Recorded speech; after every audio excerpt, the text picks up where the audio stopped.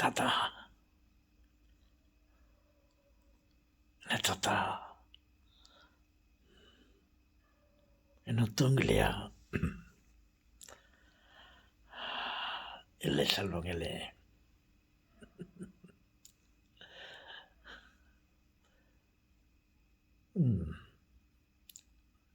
நான் அப்படியே ஓ இறை வணக்கம். எண்ணமெல்லாம் எங்கேயோ இருக்கிறது. அப்படித்தான் நமது உடன்பிறப்புகளின் எண்ணமெல்லாம் எதையோ நாடிக்கொண்டிருக்கிறது. பாருங்கள், உண்மை கடவுள் அவருக்கு வணக்கம் செய்யலாம் என்று பார்த்தால் என் எண்ணம் எல்லாம் வேற எங்கேயோ போய்கொண்டிருக்கிறது. என்ன தாத்தா, எங்கே போயின்னு இருக்குது? இல்லை, சும்மா இதை புரட்டி பார்த்தேன். யாராவது நான் போட்ட வீடியோக்களை பார்த்துருக்கிறார்களா, சப்ஸ்கிரைப் பண்ணியிருக்கிறார்களா அப்படின்னு அந்த மைண்டெல்லாம் அங்கே போயிட்டுருக்குது. ஆமாம் தாத்தா, நாங்கள் கூட பார்க்குறோம். ஏன் தாத்தா, ரொம்ப கொஞ்சம் பேர் தான் அவங்க வீடியோ பார்த்துன்னுக்குறாங்க. அதில் கொஞ்சம் பேர் தான் சப்ஸ்கிரைப் பண்ணிக்கிறாங்க. ஏன் தாத்தா? எண்ணமெல்லாம் ஓரிடத்தையே நாடுது. அப்படி இருக்கும்பொழுது நான் போட்ட வீடியோக்களை பார்ப்பதற்கு அவர்களுக்கு ஆர்வம் இல்லை. விருப்பம் இல்லை என்று நான் சொல்லவில்லை. விருப்பம் இல்லாமலா சிலர் பார்த்து கொண்டிருக்கிறார்கள். அதில் சிலர் சப்ஸ்கிரைப் பண்ணி கொண்டிருக்கிறார்கள். அவருடைய எண்ணம் எல்லாம், எதிர்பார்ப்பெல்லாம் வேறு எங்கேயோ இருக்கிறது.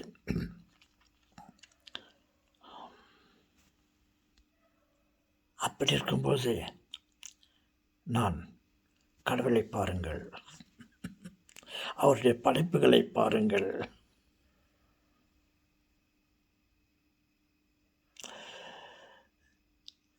வானத்தை பாருங்கள், நட்சத்திரங்களை பாருங்கள், சூரியனை பாருங்கள்.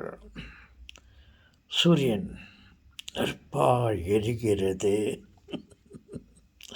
அப்படின்ட்டு எல்லாருக்கும் தெரிஞ்சும் போது நான் சூரியன் குளிர்ச்சியாக இருக்கிறது, அதிகபட்சமாக சொல்லப்போனால் அது ஒரு ஐஸ் கேண்டி குளுமையான பொருளாக இருக்கிறது என்றால் யாராவது நம்புவார்களா, விரும்புவார்களா என்னுடைய வீடியோவை? நட்சத்திரங்களை பாருங்கள், என்ன ஜொலிக்கிறது. ட்விங்கிள் ட்விங்கிள் லிட்டில் ஸ்டார் அப்படின்னு சிறு குழந்தைகளுக்கெல்லாம் சொல்லி கொடுக்குறாங்க. அதை போய்ட்டு நான் twinkle twinkle little star okay, ஆனால் அது சூரியனை போல நெருப்பு பந்தங்கள், நெருப்பு பொறிகள் அப்படி என்று சொல்லி கொண்டிருக்கும்போது நான் இல்லைப்பா, நட்சத்திரங்கள் எல்லாம் ஒரு கற்பாறைகள், அது சிறிய சிறிய நட்சத்திரங்கள் இல்லை, அது ஒவ்வொன்றும் உலகத்தை விட பல மடங்கு பெரியது. ஒரு புறம் தான் வெளிச்சத்தை தருகிறது, மறுபுறம் இருளை தருகிறது. அது உண்மையான ஒரு விளக்கு இல்லை, அது ஆர்டிஃபிஷியல். சூரிய வெளிச்சம் அந்த நட்சத்திரங்கள் மேல் பட்டு அது பிரதிபலிக்கிறது, ரிஃப்ளெக்ட் ஆகிறது. அது உண்மையிலேயே அது சூரியன் நட்சத்திரங்கள் எல்லாம் நெருப்பு உருண்டைகள் அல்ல அப்படி என்று நான் சொன்னால் அது யார் நம்புவாங்க? யார் எனக்கு சப்ஸ்கிரைப் பண்ணுவாங்க? இன்னும் அவர் சொன்னார், சூரியன் ஒரு நியரஸ்ட்டு நட்சத்திரம், நமக்கு அருகிலே உள்ள நட்சத்திரம் அப்படி என்று சொல்லும்பொழுது நான் அதற்கு மாறாக சொன்னால் விரும்புவார்களா? உலகத்திற்கெல்லாம் ஒரு சூரியன், அது அருகில் உள்ள ஒரு நட்சத்திரம் என்று சொன்னால் அவர்கள் நம்புவார்களா?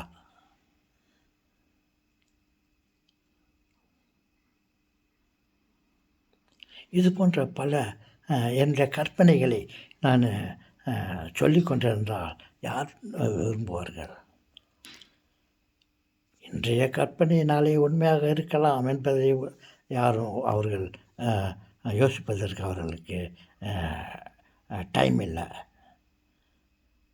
அவர்களுக்கு தேவை விருப்பம் வந்தெல்லாம் வேறு விதமான காட்சிகள். எத்தனை பேர் பார்த்து கொண்டிருக்கிறார்கள் என்றால் பல மில்லியன்கள், பல லட்சம் பேர்கள். என்னன்னு பார்த்தா அவங்க எதிர்பார்ப்பது, அவர்கள் ரசிப்பது வேறு விதமானதை அவர்கள் ரசிக்கிறார்கள். அதில் தவறு இல்லை. நான் அந்த மாதிரியான காட்சிகளை நான் பிரதிபலித்து கொண்டிருந்தால் ஒருவேளை அவர்களுக்கு ஈக்குவலாக அல்லது அவர்களுக்கு மேலே நான் வியூவர்ஸ்களை பார்க்க முடியும், சப்ஸ்கிரைபர்களை பார்க்க முடியும். நான் பேசுவது கற்பனை உலகத்தை பற்றி பேசுகிறேன்.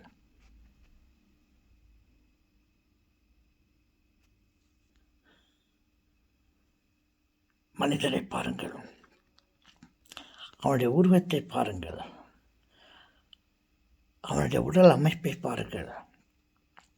கடவுள் எப்படியெல்லாம் மனிதனை படைத்திருக்கிறார். 5 புலன்களை 6 புலன்களை படைத்திருக்கிறார். அதை ஒவ்வொன்றும் யோசித்து பாருங்கள். நாம் ஒரு அறிவால் உலகத்தையே பார்க்க முடிகிறது. காதினால் அனைத்து இசைகளையும், செய்திகளையும், சப்தங்களையும், பறவைகளின் பாடல்களையும், சினிமா பாடல்களையும், அருமையான ஒரு சொற்பொழிகளையும், தேவனுடைய வார்த்தைகளையும், இவைகளெல்லாம் நம் காதுகளால் கேட்க முடிகிறது. என்ன படைப்பு! மூக்கி பாருங்கள், பலவிதமான நறுமணங்களையும் துர்நாற்றங்களையும் வாசனைகளையும், உணவு வாசனைகளையும், பூக்களின் நறுமணங்களையும், சுவாசப்பை நாம் வாழ்வதற்கு தேவையான காற்றை உள்ளே இழுத்து வெளியே அனுப்பி நம்மை வாழ வைத்து கொண்டிருக்கிறது. என்ன அமைப்பு! அந்த உள்ளமைப்புகள் எல்லாம் எப்படி இருக்கிறது பார்த்தீர்களா? என் வாயை பாருங்கள், என் சிரிப்பை பாருங்கள், என் நாக்கை பாருங்கள், என் பல்லை பாருங்கள். நாக்கு ஒன்று தான் எத்தனை விதமான செய்திகளை பேசுகிறது. ஒரு முறை உண்மையை பேசுகிறது, சில சமயங்களில் பொய்யை பேசுகிறது.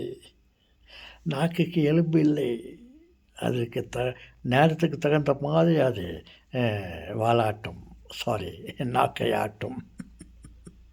பலவிதமான ருசிகளை ருசிக்க முடிகிறது, சுவைக்க முடிகிறது. இனிப்பை தனிப்பட்ட முறையிலே சுவைக்க முடிகிறது ஒரே நாக்கு. அது எத்தனை விதமான புளிப்புகளை அந்த நாக்கால் ருசிக்க முடிகிறது, அனுபவிக்க முடிகிறது. அப்படி கசப்பை ருசிக்க முடிகிறது, காரத்தை ருசிக்க முடிகிறது. பற்களை பாருங்கள், என்ன அழகாக அது ஜாஸ் உணவை கடித்து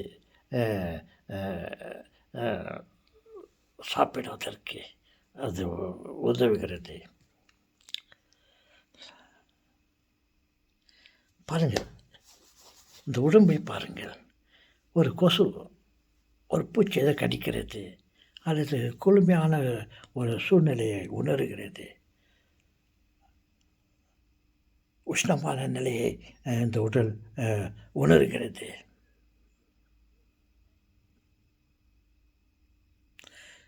தலையை பாருங்கள், ஒன்றை பற்றி யோசிக்கிறது. அந்த உடலில் உள்ள அனைத்து உறுப்புகளுக்கும் அது ஒரு கண்ட்ரோல் செக்ஷனாக இருக்கிறது. உடலுக்கு தேவையான அனைத்து கட்டளைகளையும் அது இடுகிறது. நல்லது கெட்டது,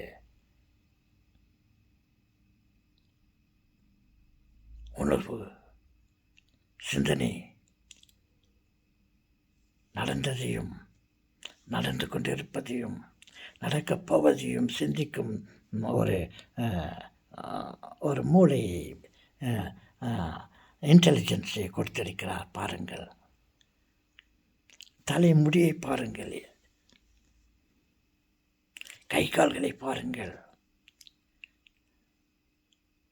உடல் அமைப்பு, உணவை அது எப்படியெல்லாம் அது பக்குவப்படுத்தி பலவிதமான பாதைகளில் அவைகளை செலுத்துகின்றன. கழிவு பொருளை ஒரு பக்கம், கழிவு நீரை ஒரு பக்கம், மற்றதை ஒரு பக்கம் இப்படி அனுப்புகிறது. என் முகத்தை பாருங்கள், நான் சிரித்து கொண்டிருக்கிறேன், புன்முறுவல் படித்து கொண்டிருக்கிறேன், பேசுகிறேன். என்ன அழகான ஒரு அமைப்பு. அந்த சமயத்தில் கவலை, சோகம் வந்தால் நம் கவலைப்படும் பொழுது இந்த முகத்தை கவலைக்குரிய அமைப்பிலே நம்ம முகத்தை காட்டுகிறது, வெறுப்பை காட்டுகிறது, சந்தோஷத்தை, வரவேற்பை காட்டுகிறது. இப்படியெல்லாம் இவைகளை பற்றி நான் எடுத்து கூறிக்கொண்டிருந்தால் நமது உடன்பிறப்புகளுக்கு இல்லை நமது உணர்வுக்கு, ஆசைக்கு அது ஒத்து போகவில்லை. அவர்கள் நாடுவது எல்லாம் ஒன்று சைப்பர் பூஜ்ஜியத்தை தான் அது நாடுகிறது. அதற்கு உள்ளே ஒன்றுமில்லை. அதிகமாக சொல்ல வேண்டாம். இப்படி விரும்புகிறது.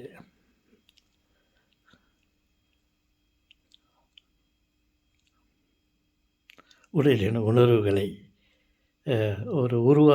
ஒரு ஆசைகளை, ஒரு அந்த உருவத்தை நாம் பார்க்கும் பொழுது ஒரு ஆர்வம் வருகிறது. அப்படி இருக்கும்பொழுது நான் வேறு ஏதாவது சொல்லிக்கொண்டு சொன்னால் எட்டு பூசணிக்காயை போல் உபயோகப்படவில்லை. அப்படி இருக்கும்போது யார் பார்ப்பார்கள்? தற்சமயம் இப்போது நான் சொல்வதை ரசித்து உணர்ந்து உண்மையும் பொய்யையும் என்னுடைய ரகசியத்தை இந்த சமயத்தில் அவர்களால் அனுபவிக்க முடியாது. அதனால்தான் நான் பேசுகிற வீடியோக்களை பார்க்க அவர்களுக்கு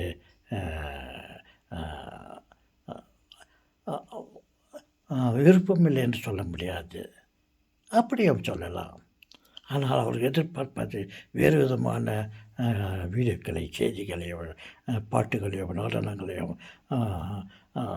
சில விஷயங்களையெல்லாம் அவர்கள் பல மில்லியன்ஸ் ஜனங்களெல்லாம் பார்க்குறாங்க. என்னால் அப்படி போட முடியாது, போடவும் தெரியாது. நல்லா தாத்தா எப்படி மாறிட்டார் என்ற பெயரை வாங்க நான் விரும்பவில்லை. விரும்புவது மட்டுமல்ல, அது என் உள்ளமும் உணர்வும் ஆசையும் வழி கொடுக்காது. ஆனால் ஒரு நாள் வரும். 30 பேர் பார்த்திருக்கிறார்களே என்றால் அது பல லட்சங்களை காணப்படுகிறது. அந்த 3, 30, 40 பேர் பார்த்திருக்கிறார்கள் என்றால் பல சைப்பர்கள் அது பக்கத்தில் வரப்போகிறது.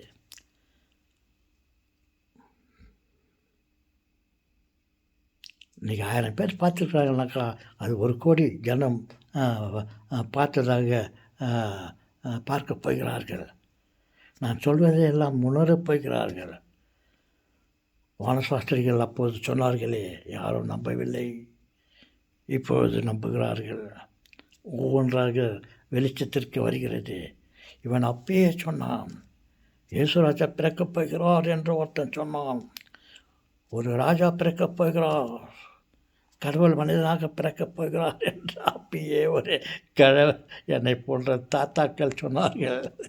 அது எத்தனையோ வருஷங்கள் அது அது ஏற்றுக்கொள்ளாமல் அப்படி இருந்தது. அப்பொழுது பார்த்தால் வானத்திலே நட்சத்திரம் தோன்றியது. கடவுள் பிறந்திருக்கிறார், இயேசு பிறந்திருக்கிறார் அப்படி என்று சரித்திரத்திலேயே ஒரு தாத்தா எழுதி வைத்திருந்தார்.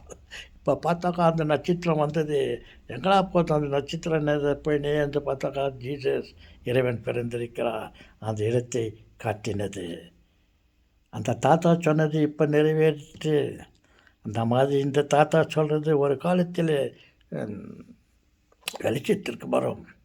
அதற்காக நாம் கவலைப்படக்கூடாது. அரசன் அன்றே கொள்ளுவான். ஒருவன் தவறு செய்தால் அரசன் அப்பொழுது அவனுக்கு தண்டனை கொடுப்பான். இறைவன் அப்படி அல்ல,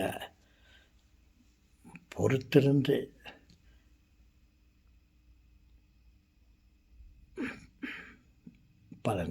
பலனை தருவார். அரசன் அன்றே கொள்வான், தெய்வம் நின்று கொள்ளும். பொறுத்து அந்த மாதிரி எனக்கு ஒரு காலம் வரும்.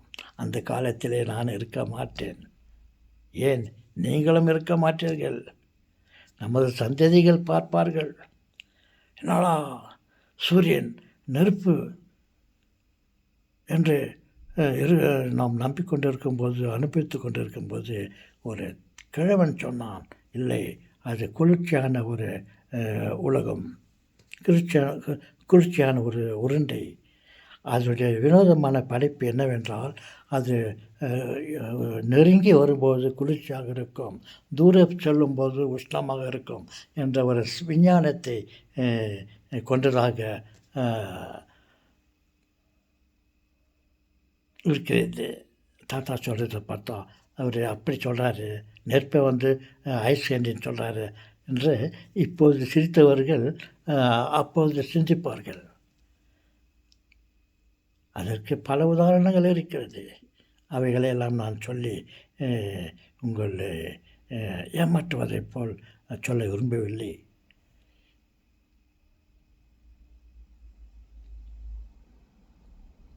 ஓகே சொல்லுங்களே.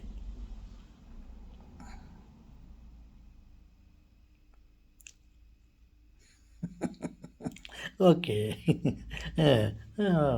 நானும் 4 பேரோட இதை விரும்புங்கள், சப்ஸ்கிரைப் பண்ணுங்கள் என்று கேட்டுக்கொண்டு பணிவோடு நன்றி மனப்பான்மையோடு உங்களை கேட்டுக்கொள்கிறேன். சப்ஸ்கிரைப் பண்ணுங்கள்.